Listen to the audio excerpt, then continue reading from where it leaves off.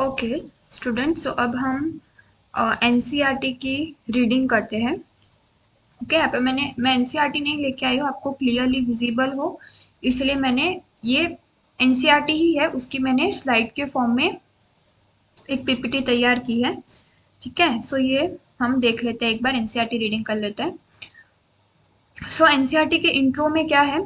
All animals including human beings depend on plants for their food. इसीलिए तो हमने क्या बोला, ह्यूमन बींग्स सारे एनिमल पे डिपेंडेंट है, मतलब सारे animals including human beings plants पे डिपेंडेंट है अपने फूड के लिए। इसलिए हमें ह्यूमन बींग्स को क्या बोल दिया? हेटेरोट्रॉप्स। ठीक है, और हमने प्लांट्स को क्या बोल दिया? Autotrophs. Okay, have you ever wonder from where plants get their food? ठीक है, प्लांट्स को अपना फूड कहाँ से मिलता है? Have you ever wondered that? क्या तुमने ये कभी सोचा है? तो क्यों सोचे भाई, हम प्लांट्स तो अपना फूड खुद ही बना लेते हैं ना, उनको कहीं से फूड लेने की जरूरत नहीं है, क्योंकि अभी हमने देखा कि प्लांट्स क्या होते हैं? Autotrophs. Green plants in fact have to make और rather synthesize the food they need. ठीक है, मतलब वो अपना फूड जो उनको चाहिए वो खुद बना लेते हैं, and all organisms depend on them for their needs, मतलब हेटेरोट्रॉफ्स ऑटोट्रॉफ्स पे डिपेंडेंट है।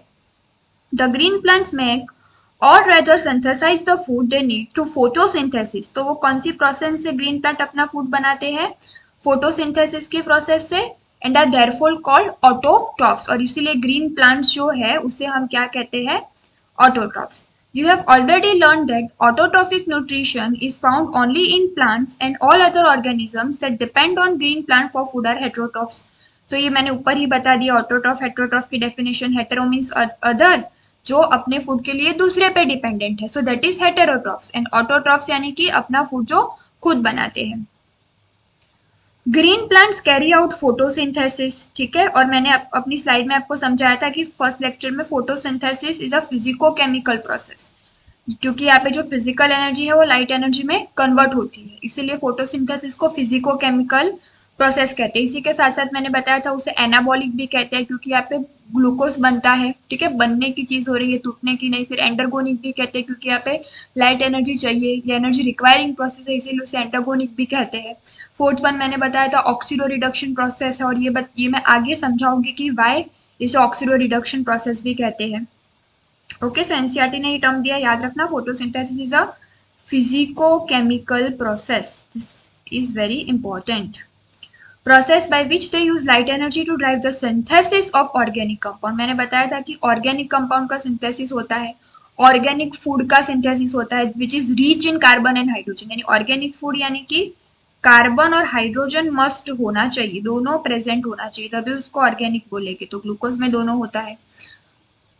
Ultimately all living forms on earth depend on sunlight for energy. Light energy के लिए सनलाइट पे डिपेंडेंट होते हैं प्लांट्स भी, और सारे लिविंग फॉर्म्स भी। The use of energy from sunlight by plants doing photosynthesis is the basis of life on the earth। ये बहुत जरूरियात है, लाइफ का बेसिस है फोटोसिंथेसिस होना। फोटोसिंथेसिस होने के लिए सनलाइट से उस एनर्जी को यूज करना, और उस एनर्जी का यूज करके फोटोसिंथेसिस करना वो बहुत जरूरी है। Photosynthesis is important due to two reasons. मैंने बताया था इंपॉर्टेंस ऑफ फोटोसिंथेसिस के अंदर, पहला तो क्योंकि वो primary source of food on earth है। फोटोसिंथेसिस करेंगे ग्रीन प्लांट, फिर वो जो फूड बनाएंगे वही फूड एनिमल्स, ह्यूमन बींग्स, इन सबको काम आता है, वही फूड के लिए वो उसके ऊपर डिपेंडेंट है। सो सबसे पहले उत्पादन किसने किया? प्रोड्यूसर्स ने। प्रोड्यूसर्स मतलब primary source of food on earth is green plant. It is also responsible for release of oxygen into atmosphere. ठीक है, जीने के लिए जो हमारा सबसे उपयोगी O2 है, उसको इवॉल्व करने के लिए, यानी उसको रिलीज करने के लिए भी फोटोसिंथेसिस जरूरी है। Have you ever thought that what would happen if there were no oxygen to breathe? मर जाएगी अगर ऑक्सीजन ब्रीथ करने को नहीं होगा तो। This chapter focuses on the structure of the photosynthetic machinery and the various reactions जिससे light energy chemical energy में ट्रांसफॉर्म होती है। Now what do we know के अंदर क्या दिया है? Let us try to find out what we already know about photosynthesis. Some simple experiments you may have done in the earlier classes have shown that कि photosynthesis होने के लिए chlorophyll which is the green pigment of the leaf, light and CO2 are required for photosynthesis to occur. Now light जो है वो जरूरी होती है, वो हमने वेराइगेटेड लीफ वाला एक्सपेरिमेंट था उसमें देख लिया था। एंड CO2 जरूरी होता है, वो हमने मॉल्स हाफ लीफ एक्सपेरिमेंट में देख लिया था।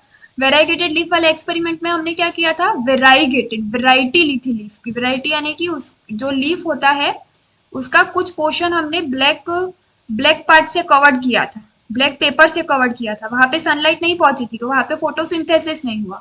वहां फोटोसिंथेसिस नहीं हुआ तो वहां स्टार्च नहीं बना। वहां स्टार्च नहीं बना तो जब स्टार्च के लिए जो टेस्ट आता है, जो आयोडीन टेस्ट कहते हैं जिसे, मतलब जहाँ पे स्टार्च प्रेजेंट है आयोडीन उसके साथ मिलके ब्लू ब्लैक कलर बना देता है, तो वो पोर्शन हमें ब्लू ब्लैक दिखने लगता है। तो जो सनलाइट को एक्सपोज पोर्शन था वो ब्लू ब्लैक दिखने लगा क्योंकि वहां पे लाइट भी आई थी, वहां पे फोटोसिंथेसिस भी हुआ, वहां पे स्टार्च भी बना। तो पॉजिटिव टेस्ट जो था स्टार्च का, पॉजिटिव टेस्ट यानी कि मतलब आयोडीन टेस्ट जब किया गया तो वहां पे जो स्टार्च प्रेजेंट थी एक्सपोज पार्ट में, वो आयोडीन के साथ रिएक्ट करके ब्लू ब्लैक कलर में कन्वर्ट हो गई। तो ब्लू ब्लैक कलर दिखना that is positive test of starch. Otherwise starch present होना that is positive test of starch. तो ये वाला जो पार्ट था एक्सपोज पार्ट, उसने पॉजिटिव टेस्ट दिया स्टार्च का, और ये जो ब्लैक पेपर से कवर था उसने नेगेटिव। CO2 के लिए हमने दूसरा एक्सपेरिमेंट देखा था, मॉल्स हाफ लीफ एक्सपेरिमेंट, जिसमें हमने क्या किया था, ये जो लीफ होती है उसका जो कुछ पार्ट था उसे एक ऐसी टेस्ट ट्यूब में हमने डाल दिया था जहाँ पे KOH सोक्ड कॉटन हो, ठीक है, और वो KOH ने क्या किया, CO2 को एब्सॉर्ब कर लिया। तो ये जो टेस्ट ट्यूब में पार्ट था वहां पे तो CO2 था ही नहीं, टेस्ट ट्यूब में जो लीफ का पार्ट था वहां पे CO2 नहीं था, तो वहां पे फोटोसिंथेसिस नहीं हुआ, तो वहां पे स्टार्च नहीं बना, तो वहां पे नेगेटिव टेस्ट हुआ स्टार्च का, मतलब वहां पे स्टार्च थी ही नहीं, तो स्टार्च टेस्ट को कैसे पॉजिटिव दे सकता है। जबकि एक्सपोज पार्ट जिसको CO2 भी मिला, लाइट भी मिली, उसने फोटोसिंथेसिस भी कहा, वहां पे स्टार्च भी बना। ओके, सो यही सब कुछ यहाँ पे दिया है। You may have carried out experiment to look for starch formation in two leaves. A variegated leaf or a leaf that was partially covered with black paper and exposed to light. On testing these leaves for the presence of starch, it was clear that photosynthesis occurred only in green part of leaf. ठीक है, green part में हुआ, light की presence में हुआ है, वो भी in the presence of green part. मतलब ये भी साथ साथ में प्रूव हो रहा है ग्रीन पार्ट यानी क्लोरोफिल होना जरूरी है।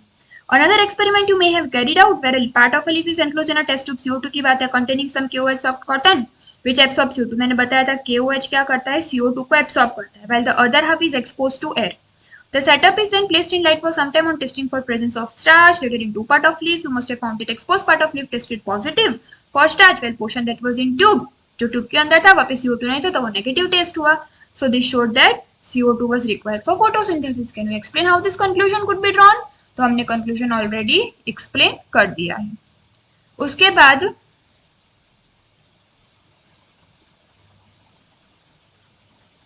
हमें प्रिस्टलीज एक्सपेरिमेंट दिया है, लेकिन उसके पहले हम पहले ये पढ़ लेते हैं। ये स्लाइड बाद में दिखाऊंगी मैं, पहले ये देख लो अर्ली एक्सपेरिमेंट वाली।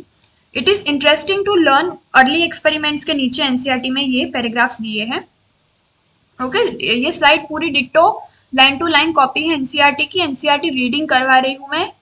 Okay, it is interesting to learn about the simple experiment. अब हम एक्सपेरिमेंट्स के बारे में पढ़ेंगे that lead to a gradual development, gradual यानी कि slow development in our understanding of photosynthesis. सबसे पहले जो एक्सपेरिमेंट किया था जोसेफ प्रिस्टली ने, ये ब्रैकेट वाला यार याद रखने की जरूरत नहीं है, ये वाला याद रखो। इन 1770 performed a series of experiment.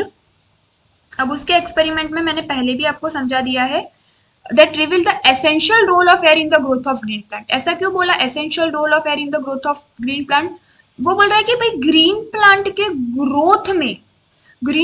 Growth में एयर का कितना रोल है। अब एयर में O2 CO2 दोनों गैस होती है, यहाँ पे CO2 की बात है कि ये ग्रीन प्लांट के रोल में एयर का कितना रोल है, यानी सोचो CO2 का कितना रोल है ना। एयर का तो रोल है, CO2 जब इसे मिलेगा तभी ये फोटोसिंथेसिस करेगा, ये फोटोसिंथेसिस करेगा तो इसको O2 निकालेगा, ये O2 निकालेगा तो वो O2 इस माउस के लिए रेस्पिरेशन में काम आएगा, ठीक है। एंड वही O2 के साथ कार्बन मिलेगा, उससे जो CO2 बनेगा यानी कि जो कंबशन प्रोसेस होगी उसके लिए O2 जो है वो इस कैंडल के कंबशन के लिए काम आएगा। मतलब ये CO2 यानी एयर का रोल प्लांट की ग्रोथ में कितना जरूरी है। CO2 का यूज करके वो अपना खाना बना रही है, इसलिए plant. Priestley may discovered oxygen in 1774. This year is important. कब उसने ऑक्सीजन डिस्कवर्ड किया? Priestley observed that a candle burning in a closed space, मतलब closed space यानी कि किसकी बात है? बेलजार, soon gets extinguished, बुझ गई। Similarly, a mouse would soon suffocate in a closed space. soon यानी जल्दी जल्दी ये लोग क्या हो रहे हैं? कैंडल जो है वो बर्न करना बंद हो रही है और माउस जो है वो सफोकेट हो जा रहा है। He concluded that a burning candle or an animal जो ये एयर को ब्रीथ कर रहे हैं उन्होंने एयर को डैमेज किया है। सो यहाँ पे ये चीज बता रही है, आपको समझ आ जानी चाहिए कि कुछ टाइम के बाद बोल रहा है कि ये जो कैंडल है वो बुझ गई और कुछ टाइम के बाद ये जो माउस है वो मर गया। ऐसा क्यों?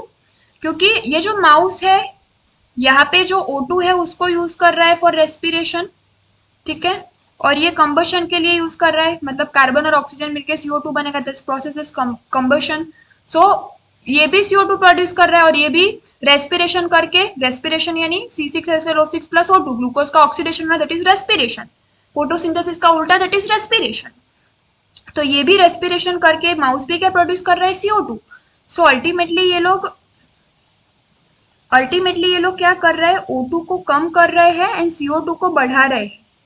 इसीलिए यहाँ पे क्या लिखा है कि बर्निंग कैंडल और ब्रीथिंग एनिमल जो है वो एयर को डैमेज कर रहे हैं, फाउल एयर को गंदी कर रहे हैं। But when he placed a mint plant in the same bell jar, he found that the mouse stayed alive and the candle continued to burn. Priestley hypothesized as follow: plant restore to the air whatever breathing animal and burning candle removes. अब second बताया है कि भाई जब plant ला दिया तो plant O2 produce कर रहा है, जो O2 अब O2 की अमाउंट ऊपर जो कम हो रही थी वो बढ़ रही है क्योंकि प्लांट आ गया, वो फोटोसिंथेसिस करके यहाँ पे O2 की अमाउंट जो है उसे बढ़ा रहा है। सो प्लांट जो है वो क्या कर रहा है? प्लांट एक्चुअल में रिस्टोर कर रहा है एयर को, बेसिकली O2 को रिस्टोर कर रहा है, ठीक है, और फाउल एयर को प्योर एयर में कन्वर्ट कर रहा है। Can you imagine how Priestley would have conducted experiment, कि कैंडल और प्लांट का यूज करके उसने कैसे एक्सपेरिमेंट किया होगा। कि would need to rekindle the candle to test whether it burn after a few days. How many different ways can you think of light the candle the disturbing setup. यानी ये question NEET में नहीं, मतलब इस basis पे कोई question नहीं बन सकता। ये लोग ऐसा बोल रहे हैं कि भाई ये जो सेटअप प्रीस्टली ने यूज किया है, ठीक है, पहले प्लांट बिना का और फिर प्लांट वाला, तो इस सेटअप में ये कैंडल जब एक बार बुझ गई होगी तो ये सेटअप को हिलाए डुलाए बिना, ये बेलजार को हिलाए डुलाए बिना प्रिस्टी को वापस इस कैंडल को जलाया होगा उसने। और ऐसा किया होगा तो उसने कैसे जलाया होगा इस सेटअप को हिलाए बिना। सो वो चीज वहां पे लिखी है।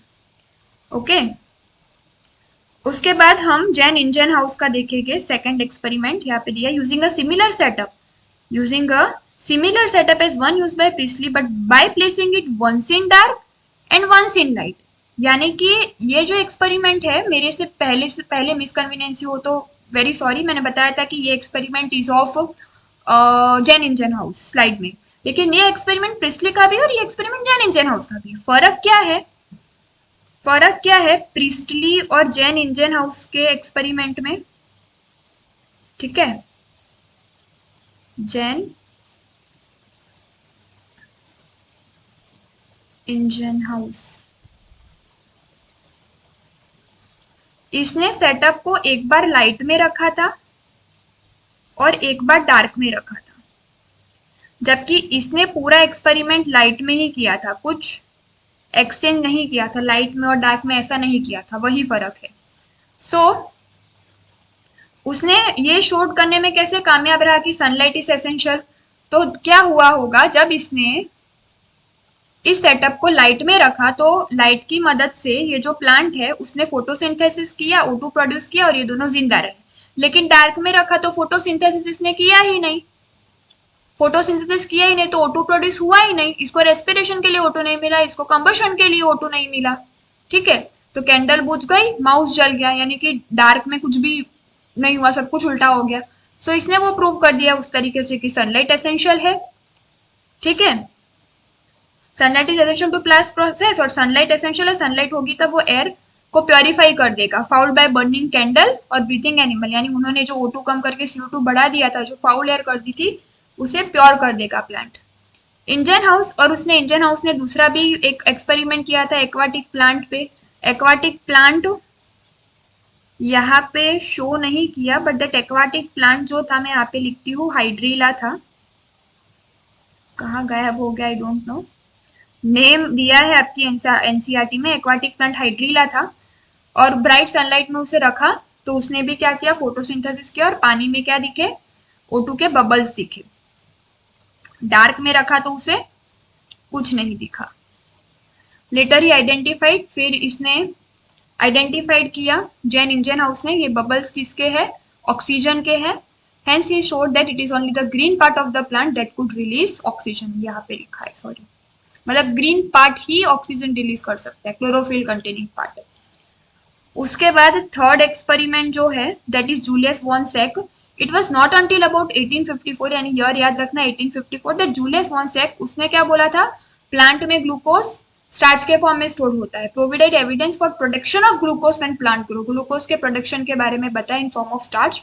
Glucose is usually stored as starch. His later study showed that, ये भी मैंने बताया था कि उसने लोकेशन बताई थी ऑफ क्लोरोफिल, कि वो क्लोरोप्लास्ट में प्रेजेंट होता है, लेकिन उसने क्लोरोफिल प्रेजेंट होता है ऐसा नहीं बोला, उसने बोला था ग्रीन सब्सटेंस प्रेजेंट होता है, क्लोरोप्लास्ट होता है ऐसा नहीं बोला था, उसने बोला था स्पेशल बॉडीज में वो होता है, क्योंकि पहले तो क्लोरोफिल और क्लोरोप्लास्ट हमें नहीं पता था। He found that green part in plant is where glucose is made. ठीक है, ग्रीन पार्ट ही प्लांट में एक ऐसा है जहां पे ग्लूकोज बनता है, ग्रीन पार्ट में ही बन सकता है, क्योंकि वही ही क्लोरोफिल होता है। And that the glucose is usually stored as starch, visible form of glucose is starch. Okay, उसके बाद फोर्थ एक्सपेरिमेंट TW एंजेलमैन का है। Now consider the interesting experiment done by TW एंजेलमैन।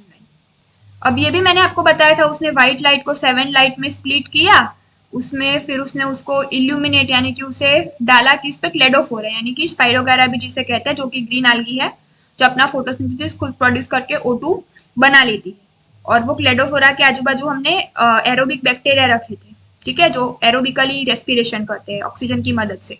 तो वो क्लेडोफोरा algae ने photosynthesis करके जब oxygen release किया, तो क्या देखने को मिला, ब्लू और रेड रीजन्स में वो बैक्टीरिया क्लेडोफोरा के आजू बाजू एक्यूमुलेट हो गए थे, यानी कि वो जो लाइट हमने इल्यूमिनेट की थी, लाइट डाली थी ना क्लेडोफोरा पे, ठीक है, लाइट डाली थी तो फोटोसिंथेसिस क्या होगा, ज्यादा फोटोसिंथेसिस ब्लू और रेड लाइट के पास हुआ, तो ज्यादा जो बैक्टीरिया है वो वही एक्यूमुलेट हो गई।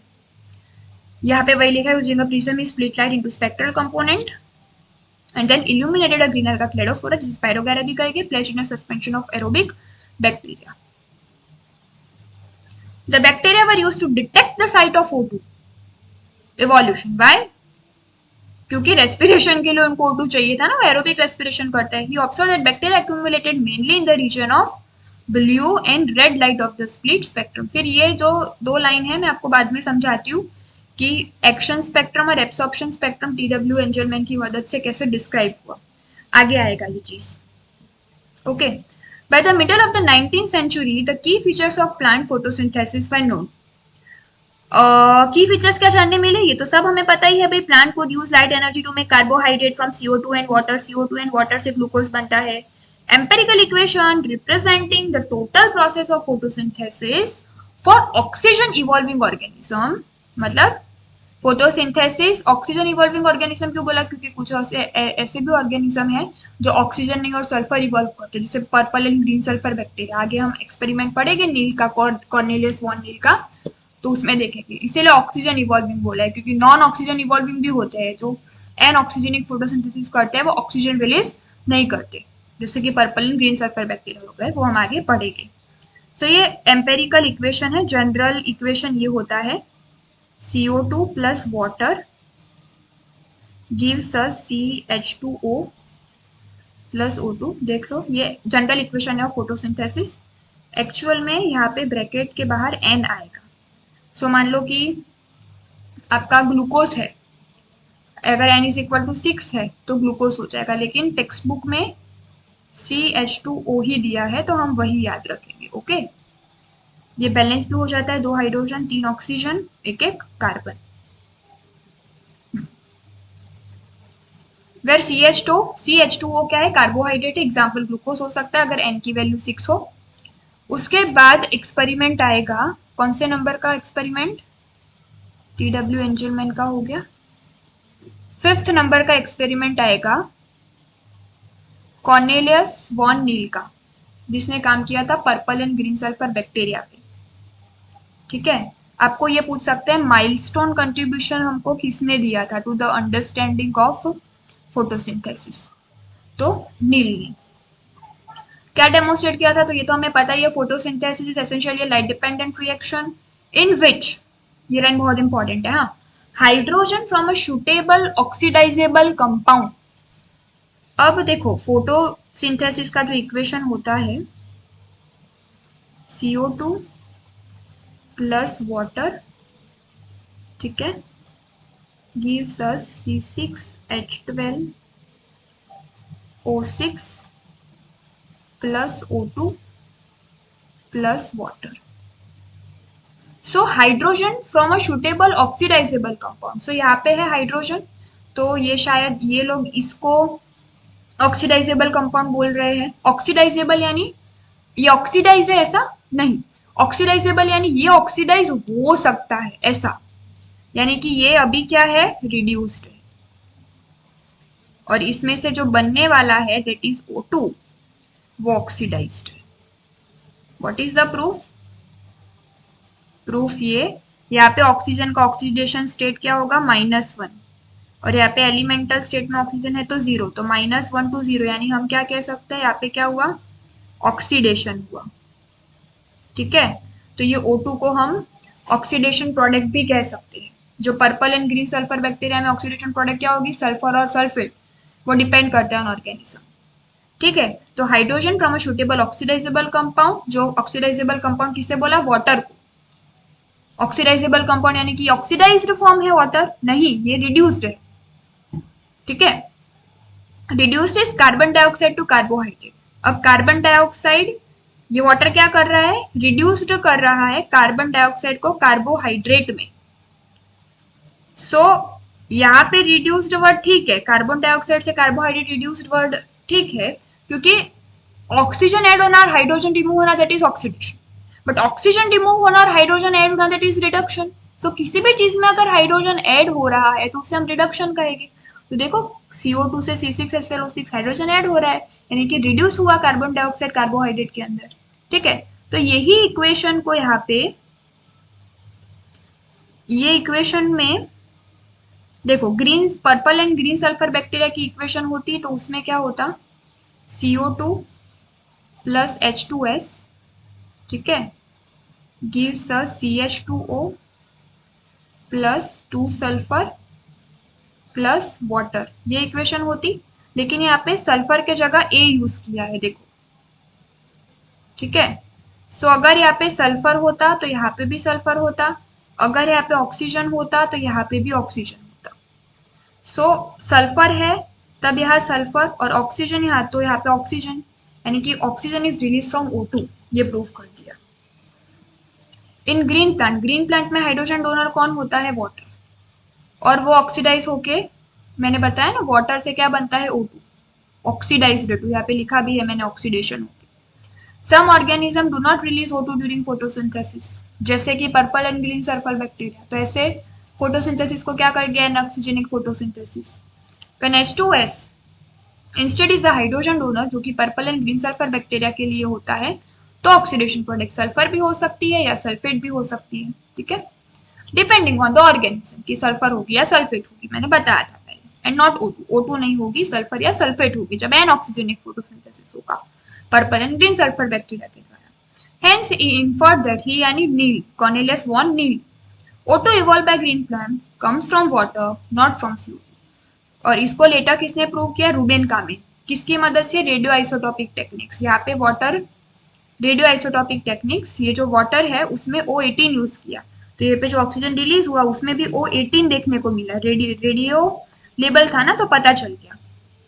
The correct equation that would represent overall, okay, तो फोटोसिंथेसिस की इक्वेशन है, ठीक है, C6H12O6 represent glucose, the O2 release is from water, this was proved using radioisotopic technique. पहले वॉन नील ने तो प्रूव कर ही दिया, फिर रेडियोआइसोटोपिक टेक्निक से रूबेन कामेन ने भी प्रूव कर दिया। ये किसने किया था वो नहीं लिखा एनसीईआरटी ने, रूबेन कामेन।